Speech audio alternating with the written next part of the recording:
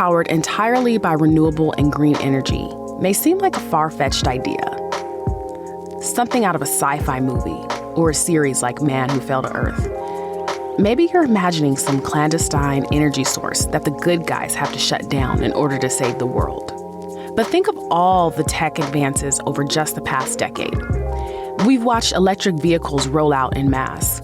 We've seen large tech companies like Apple and Meta build out data storage facilities with net zero energy consumption. But on this road to renewables, we've also seen roadblocks and fierce political battles.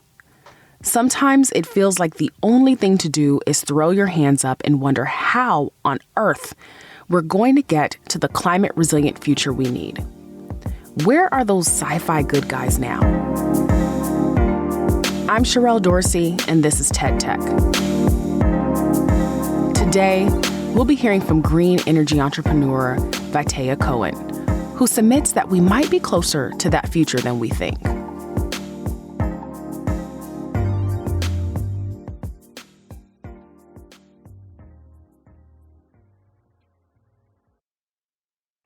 We're going on a field trip together.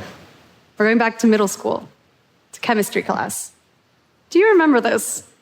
It was an experiment we did with salt water, a battery, and 2 pencils. Guess what?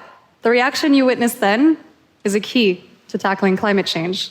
Yes, at 14 years old, we already knew. And today, we have the means to replace fossil fuels with green hydrogen. Let's walk through this. The experiment I'm alluding to is called water electrolysis, and it is a way to create hydrogen. On Earth, hydrogen is found in the greatest quantities in water, H2O. And when you use renewable electricity to split water into H and O, that's green hydrogen. And the device creating this reaction is called an electrolyzer. There are other colors of hydrogen out there, but they use fossil fuels. So we're not going to talk about those today. They'll only make climate change worse. We are talking about green hydrogen, which is 100% clean. And the quickest path to scaling green hydrogen is by mass-producing electrolyzers. But first, why do we need green hydrogen? When we look at our global energy consumption today, only 20% comes in the form of electricity, or electrons. This means the remaining 80% of our world's energy use is in the forms of molecules. And while the world is making rapid progress in greening our electricity, we need to look towards our molecules as well. Think about your industry, transport, heating and cooling sectors. They're all powered by molecules. And yes, this means largely by fossil fuels, coal, oil, and gas. We won't be able to electrify all of our sectors. And here's why. Let's start with an example from the industrial sector. Molecules create the reaction, not electrons.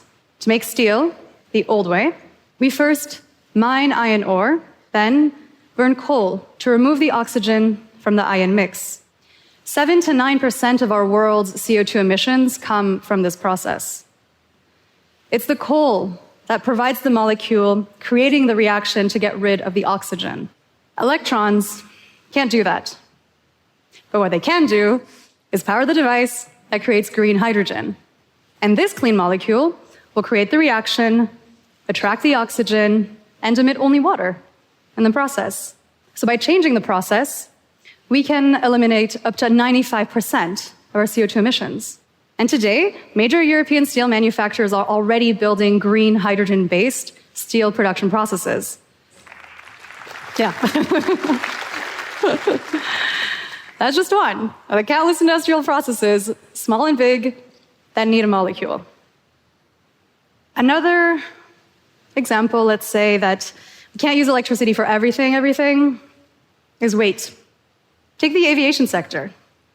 An 80-passenger aircraft, flying on batteries, kind of impossible. One would need more batteries just to fly the battery. Hydrogen planes, though, they're taking off emission-free. And these are just 2 examples of how we can end our reliance on fossil fuels. The world is turning to green hydrogen because it is effectively coupling those hard to decarbonize sectors with green electricity. An electrolyzer connected to solar and wind power generation is transforming green electrons into green molecules. Green hydrogen is transforming our renewable electricity into an energy carrier that is extremely versatile. And today, this clean molecule is already being used in a wide range of applications. It can be combusted directly as a fuel and emits zero carbon emissions. It's also being turned into hydrogen-derived fuels like green ammonia, green methanol, which can fuel global shipping. Green hydrogen is being stored across seasons without losing energy, and it can then be used in a fuel cell to create electricity, emitting only water. Hydrogen is one of the most energy-dense molecules, and by mass, it contains 3 times as much energy than diesel. So you might be wondering, well, why aren't we using this already everywhere? And so previously, the reason was the cost of green electricity. But that's no longer the bottleneck. So what's the challenge? It's the speed, scale, and cost of making these green hydrogen generators. Luckily, people are already working on making green hydrogen a reality. Because to make green hydrogen the fuel source of the future, it needs to be cheaper than fossil fuels. And this means electrolyzers are going to need to be really, really cheap. We started Anapter in 2017 with this one goal in mind and urgency in our hearts. And so we chose a means that is a bit different from how others in the industry proceed. We turned to economic history for approaches that scaled fast and reduced prices significantly. And the answer was clear. If you want to take a solution around the globe as quickly as possible, you need to make it a standardized, mass-produced commodity, a product that's easy to make and use. And so some believe we need larger machines, but we believe the electrolyzer should be a standardized, mass-produced commodity, a product that can make green hydrogen anywhere for anyone. So to better understand our approach, let me draw an analogy.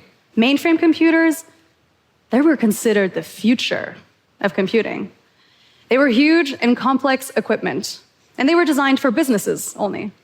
Then came the PC, and at first, people laughed and wondered, why would we ever need such a tiny computer?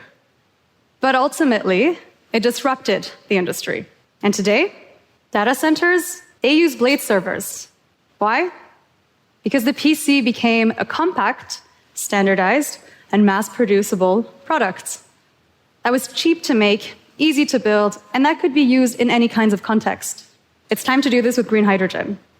To this end, Anapter is designing all of its electrolyzers as products and not projects. At the heart of our electrolyzer is an electrolysis core, generating green hydrogen. And it is the foundation for all of our products. And we're taking these core stacks and other components of our electrolyzers into mass production.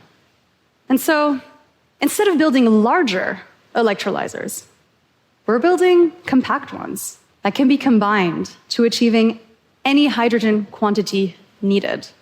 And we believe this is the quickest way to scale green hydrogen and drive down its price. And the next step is going into mass production. And it's going to be fully powered by renewables, of course. And that's where we'll be tackling speed, scale, and cost. By focusing on one single core size, we can leverage massive economies of scale and drive down the price of green hydrogen. Because that's what it's all about, making green hydrogen cheaper than fossil fuels. We have the means to make green hydrogen the fuel source of the future. It's time to listen to our 14-year-old selves and the 14-year-olds of today. Our generation has a unique opportunity. It's time for the next industrial revolution. We can build our world's energy supplies sustainably, made of a lot of green electricity and a wave of green hydrogen molecules. This is how we end the fossil fuel era. Thank you.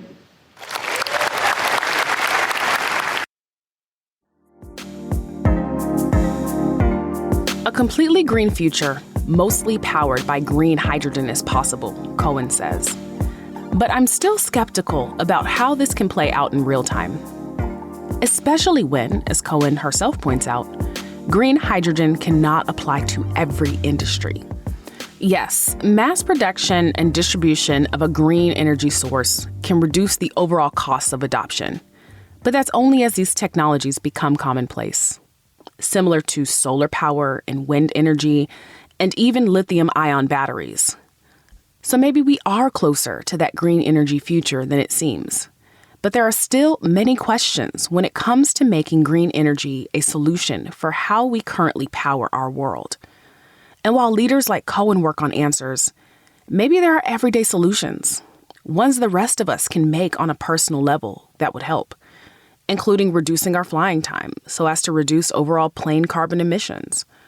Or if we scale up from the individual level to the community, maybe it's designing more walkable cities, protecting green space, investing in public transportation. We need visions like Cowan's in a sustainable future. But it's going to take a lot more than vision. We need industries to work together in ways they never have before. And we need to change the way we individually move through the world too. This is big stuff, but the good guys are coming. There are people like Cowan, and people like you and me. TED Tech is part of the TED Audio Collective. This episode was produced by Isabel Carter, who also wrote it with me, Sherrell Dorsey. Our editor is Jimmy Gutierrez, and the show is fact-checked by Mateus Salas. Special thanks to Farah Degrange for her support as a project manager. I'm Sherrell Dorsey. Let's keep digging into the future. Join me next week for more.